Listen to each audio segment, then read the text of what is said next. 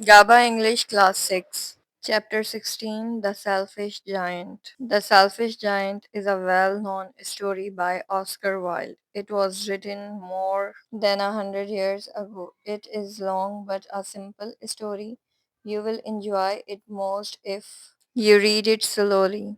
Every afternoon, as they were coming from school, the children used to go and play in the giant's garden. It was a large, lovely garden with soft green grass. Here and there over the grass stood beautiful flowers like stars, and there were 12 peach trees that in the springtime broke out into delicate blossoms of pink and pearl, and in the autumn bore rich fruit in autumn. The birds sat on the trees and sang so sweetly that the children used to stop their games in order to listen to them. How happy we are here! They cried to each other. One day the giant came back.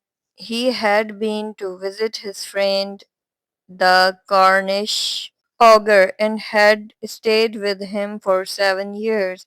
When he arrived, he saw the children playing in the garden. What are you doing here? He cried in a very gruff voice, and the children ran away. My own garden is my own garden. Anyone can understand that, and I will allow nobody to play in it but myself, said the giant. So he built a high wall round it and put up a notice board informing trespassers will be prosecuted. He was a very selfish giant. The poor children now had nowhere to play. They tried to play on the road, but the road was very dusty and full of hard stone.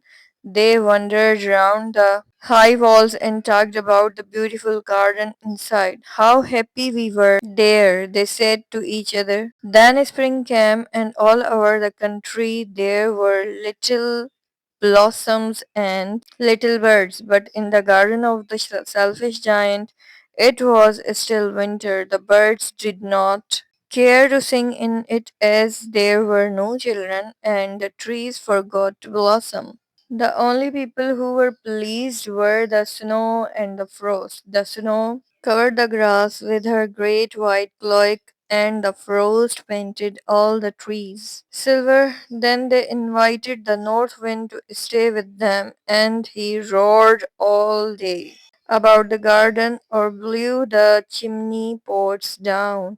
This is delightful spot, he said. We must invite the hell on a visit.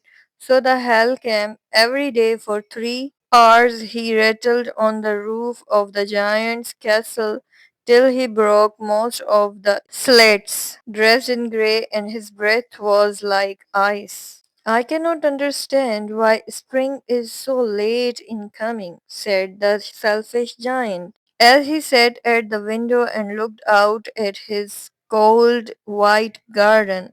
I hope there will be a change in the weather. But spring never came, nor summer. Autumn gave golden fruit to every garden, but the giant's garden she gave none. He is too selfish, she said. So it was always winter there, and the north wind and the hail and the frost and the snow danced about through the trees. One morning the giant was laying awake in bed when he heard some lovely music.